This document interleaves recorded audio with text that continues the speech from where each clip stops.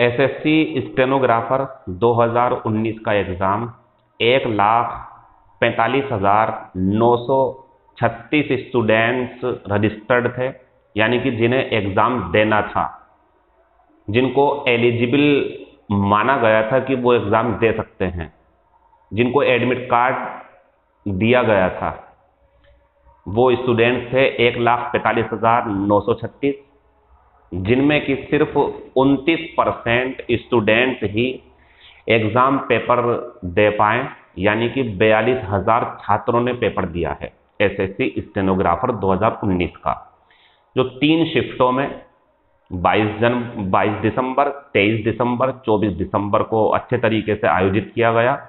Transparency रखी गई, किसी तरीके की कोई नकल नहीं हुई। यही एसएससी डिपार्टमेंट की खासियत है। इसीलिए अच्छे अच्छे शहरों से और ज़्यादातर सरकारी नौकरी की तैयारी करने वाले बच्चों की पहली पसंद बन चुका है एसएससी।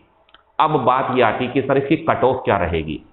अब बात यह आती कि सर नॉर्मलाइजेशन क्या होता है। तो मैं नॉर्मलाइजेशन को 3 स्टेप्स में समझाना चाहता हूं। पहली, कुछ क्वेश्चन ऐसे होते हैं जो स्टूडेंट्स को मुश्किल लगते हैं, लेकिन वही क्वेश्चंस दूसरे स्टूडेंट को आसान भी लग सकते हैं। तो 3 कैटेगरी हैं। एक, आपको मुश्किल लगा लेकिन एसएससी को मुश्किल नहीं लगता वो, यानी कि आपने कम पढ़ा, आप पढ़ नहीं पाए इसलिए आपको मुश्किल लगा। दूसरा, मुश्किल था लेकिन उस मुश्किल क्वेश्चंस को करने के लिए भी कोई दूसरा स्टूडेंट तैयार था। नॉर्मलाइजेशन इसके ऊपर भी नहीं होगा, इसके ऊपर भी नॉर्मलाइजेशन का कोई फर्क नहीं पड़ेगा, इसके ऊपर भी नॉर्मलाइजेशन का कोई फर्क नहीं पड़ेगा। ये क्वेश्चंस ऐसे हैं कि इसे कुछ बच्चे अपने प्रैक्टिस सेट में बड़ी जल्दी सॉल्व करके चले गए, आंसर भी मिल गया, लेकिन दूसरे सेट में ये ऊंचे लेवल का हो गया, बच्चे कर नहीं पाए, बड़े पैमाने पर नहीं कर पाए बच्चे, सभी को परेशानी हुई। इस पर नॉर्मलाइजेशन होगा। यानी कि हर वो क्वेश्चन जो आपको मुश्किल लगता है या आपको लगता है कि मेरा पेपर मुश्किल था, उस पर नॉर्मलाइजेशन नहीं होता। इसका डिसीजन एसएससी डिपार्टमेंट लेता है, और वो ऐसे लेता है कि जब वो देखता है कि वाकई में सारे बच्चों को इस पोर्शन में परेशानी हुई, और फिर उसी शिफ्ट के बाद अगर दूसरी शिफ्ट में देखा जाए तो उसमें बच्चों के नंबर अच्छे खासे हैं, फिर नॉर्मलाइजेशन होता है। आप इसके फॉर्मूले के चक्कर में ना पड़े कि कैसे होगा क्या होगा। अब जो जरूरी बात है वो कट ऑफ की आती है। कट ऑफ की जो है प्रिडिक्शन, कोई भविष्यवाणी नहीं की जा सकती है। अभी फिलहाल आंसर की भी ज़्यादा नहीं की गई है, बच्चों के मार्क्स पता नहीं है किसके कितने हैं, लेकिन मैं एक बात जरूर बोलूंगा, हर वो स्टूडेंट्स जो इंग्लिश के पैसेज और रीजनिंग के ज़्यादा से ज़्यादा क्वेश्चन अटेम्प्ट करके आया है, उसकी जॉब सिक्योर सी लग रही है। सिक्योर नहीं कहूँगा मैं कोई यहाँ पर भविष्यवाणी करने वाला कोई जादूगर वगैरह नहीं हूँ मैं, न कोई मैं ज्योतिष हूँ, लेकिन मैं इतना ज़रूर कहूँगा अपने एक्सपीरियंस के आधार पे, जिसने किसी भी शिफ्ट में आने वाले सारे पैसेज अच्छे से कंप्लीट किए, प्लस वो भी चीज़ करी ग्रामर, क्योंकि ग्रामर सबने करी है। यानी कि जो सबने करा वो तो है ही सबका, लेकिन उसमें 2 चीज़ें ऐड कर दो आप। अगर आपने ये भी करी है कि सर मैंने सब तो करा है, इंग्लिश भी मैंने बढ़िया से करी, लेकिन मैंने पैसेज भी कर दिए, और मैंने सर जो है रीजनिंग के भी कम से कम 40-45 क्वेश्चन अटेम्प्ट किए हैं और काफ़ी हद तक मेरे सही हैं, और जीएस भी, तो जाहिर सी बात है यहाँ नॉर्मलाइजेशन जो होगा वो उस बच्चे के लिए पॉजिटिव होगा, उसके नंबर और ज़्यादा बढ़ेंगे। क्यों? क्योंकि तो वो मुश्किल था तो उसे नंबर भी मिलने हैं ज़्यादा थोड़े से, और प्लस वो उन बच्चों से भी आगे हो चुका है जो उस पोर्शन को नहीं कर पाए। तो क्लियर है कि वो ज़्यादा कामयाब रहेंगे छात्र जिन्होंने पैसेज और रीजनिंग ज़्यादा से ज़्यादा की होगी। अब बात ये आती है कि सर क्या हमें शॉर्ट हैंड करनी चाहिए। ये बहुत बड़ा सवाल है बच्चों के लिए कि क्या सर अब हमें शॉर्ट हैंड करनी चाहिए सिर्फ, या हमें मार्च के एग्जाम की भी तैयारी करनी चाहिए, क्योंकि मार्च में फिर से एग्जाम है, एक बड़ा मजा आने वाला है इस बार। मार्च में भी है, अप्रैल मई जून पता नहीं कभी भी हो सकता है। वो बच्चों में उत्सव होते हैं, उसके लिए उत्साह होने की वजह ये तो पेपर हुआ, इसको करने के लिए बच्चे कोचिंग संस्थान से जुड़ पाए बस 2 महीने, तो वो रिदम टूट चुका था उनका, तो बच्चे बिखर गए, इसलिए बच्चों की अब्सेंस रही। 70% बच्चे पहुंच नहीं पाए, दिया नहीं उन्होंने पेपर, जो भी वजह रही हो। लेकिन ये पेपर ज्यादा फाइट वाला होगा, इसमें और ज्यादा मजा आएगा। तो अब सवाल ये पैदा होता है, सर क्या मैं शॉर्ट हैंड करूं या मैं जो है मार्च के पेपर की तैयारी करूं, या सर मैं शॉर्ट हैंड करूं ही नहीं और मैं मार्च के पेपर की तैयारी करूं।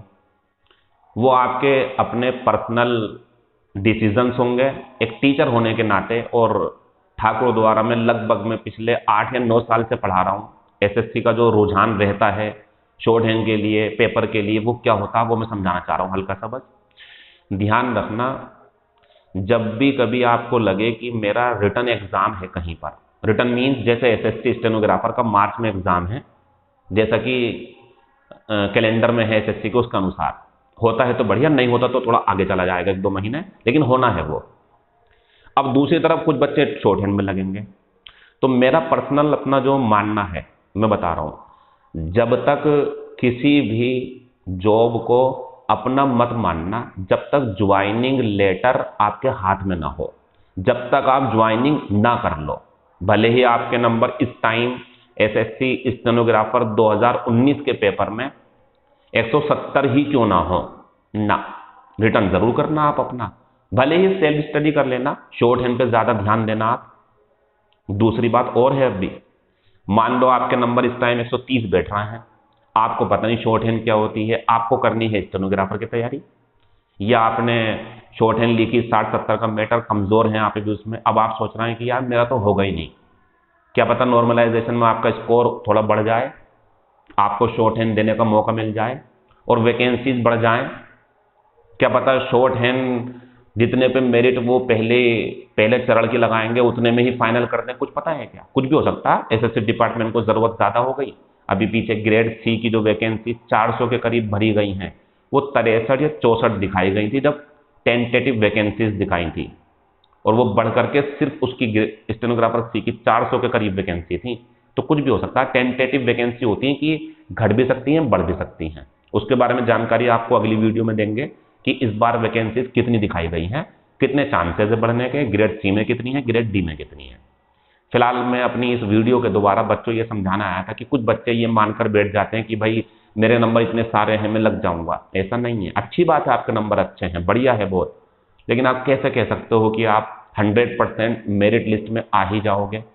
तो मेरी राय है आपके लिए, अगर आपको लगता है कि आपका स्कोर 120 प्लस जा रहा, शॉर्ट हैंड जरूर करो, आप 2 घंटे जरूर दो, जैसे ही आंसर की आए रिजल्ट में आपका नंबर ज्यादा बढ़ जाए, आपको लगे मेरे नंबर 140 प्लस जा रहा है, तो शॉर्ट हैंड पे और ज्यादा टाइम दो फिर आप, और इसी बीच में रिटर्न को कंटिन्यू रखो। 150 नंबर भी है तब भी रिटर्न अच्छे से देना, कहीं ऐसा ना हो कि मेरिट ऊंची जाए और आपको लगे कि मैं शॉर्ट हैंड करके लग जाता, लेकिन आपको पता चला कि आपका मेरिट में नंबर आया नहीं, उधर मार्च वाला एग्जाम तैयार है, ना आपने रिटर्न पढ़ा, तो ना आप इधर के रहोगे ना उधर के रहोगे। इसीलिए खास उद्देश्य से मैं इस क्लास में बच्चों ये समझाना आया था आपको, कोई फर्क नहीं पड़ता कि 30% स्टूडेंट्स ने पेपर दिया, क्योंकि जिन्होंने पेपर दिया ना वो फाइट में हैं, जो हट गए वो शायद इंटरेस्टेड नहीं होंगे, उन्हें तैयारी नहीं हो पाई होगी तो उन्हें तो छोड़ दो, वो तो फाइट में थे ही नहीं। लेकिन ये 42,000 स्टूडेंट्स जो पेपर देकर के आए हैं ऑल इंडिया,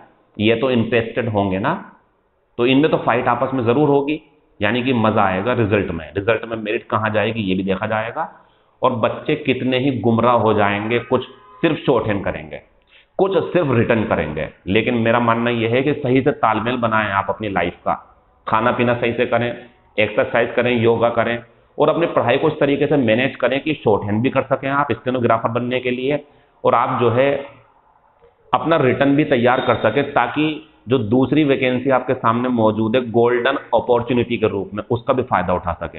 ऐसे ही मान लो चलो लग भी जाती है जॉब, क्या पता जहां आपको भेजना है केरला या आपको तमिलनाडु या चंडीगढ़ भेज रहे हैं, आपका इंटरेस्ट नहीं है उन सिटीज में, तो क्या करेंगे आप, फिर विकल्प लेके चलो ना एक और, ये वाला पेपर देना आप। तो बच्चों मैं आपसे यही कहना चाहता हूं, बस शॉर्ट हैंड भी अच्छे से करना, स्कोर अच्छा हो तो जहां भी आपको पसंद हो, और जो आप इंग्लिश, रीजनिंग, जी के, अगर आपको लगता है सर मुझे टाइम नहीं मिल पा रहा क्लास में आने का, सेल्फ स्टडी करें, पढ़ें जरूर। मेरा उद्देश्य ये नहीं था कि मेरे पास आके पढ़ो आप, मैं तो एक बड़े भाई होने के नाते, एक मेंटर होने के नाते, एक जिम्मेदार टीचर होने के नाते अपने उन स्टूडेंट्स की समस्याओं को समझते हुए कि वो लास्ट में निकल जाते हैं मेरिट में, फिर वो पछताते हैं कि यार हमने तैयारी नहीं करी थी, इसके लिए मैं आया हूं। तैयारी करते रहना, सेल्फ स्टडी करो, टीचर की सहायता लो, ऑनलाइन पढ़ो, ऑफलाइन पढ़ो, जो टीचर पसंद है उससे पढ़ो, पढ़ते रहना, तब तक मत रुकना जब तक ज्वाइनिंग हाथ में ना आ जाए। ये ध्यान रखना मेरी बात। बस इतना ही मुझे बोलना था। अगर आपकी कोई क्वेरीज हुआ करे, कुछ आपको किसी खास जानकारी के लिए वीडियो बनवानी हो मुझसे, कुछ जानकारी चाहिए हो आपको, तो हम उसकी जानकारी आपको दे दिया करेंगे। फिलहाल एक बात और हम बोल दें कि हमारी क्लास ऑफलाइन जो ठाकुर द्वारा में चलती है, उसके लिए नए बैच के एडमिशन 11 से 12:30 शुरू कर दिए गए हैं और लास्ट डेट उसकी 30 दिसंबर है और 1 जनवरी को क्लास शुरू हो जाएगी। अभी एडमिशन के लिए टेस्ट चल रहे हैं। अगर आपको एडमिशन लेना है तो क्लास में आकर के बात करें, यहाँ ज़्यादा लंबी मैं नहीं बना सकता हूँ वीडियो, बच्चे इरिटेट होते हैं कि हमारे काम की बात थी क्या मोड़ दी इन्होंने इसके अंदर, तो ज़्यादा नहीं बोल रहा। 11 से 12:30 क्लास में आके संपर्क कर सकते हैं। और जो सीनियर स्टूडेंट्स हैं जो मेरे पास पढ़ते थे, अगर वो भी एडमिशन लेना चाहते हैं दोबारा से, तो सुने, टेस्ट उनका भी होगा, टेस्ट जरूर होगा इस बार सबका, और वो 11 से 12:30 आ करके अपना नाम लिखवा दें रजिस्टर में, बाकी बातें उनसे क्लास में होंगी। Thank you, all the best. एक बार फिर से कहूँगा, जब तक ज्वाइनिंग लेटर हाथ में ना आ जाए तब तक रुकना मत, लगे रहो, पढ़ते रहो। जो हिम्मत हार चुके हैं उनकी सीट तुम लोगे, और जो हिम्मत नहीं आ रहे हैं वो लगे रहो, उनकी जीत उन्हें मिल ही जाएगी, उनकी सीट उन्हें मिल ही जाएगी, because labour never goes in vain. Thank you, see you in next video.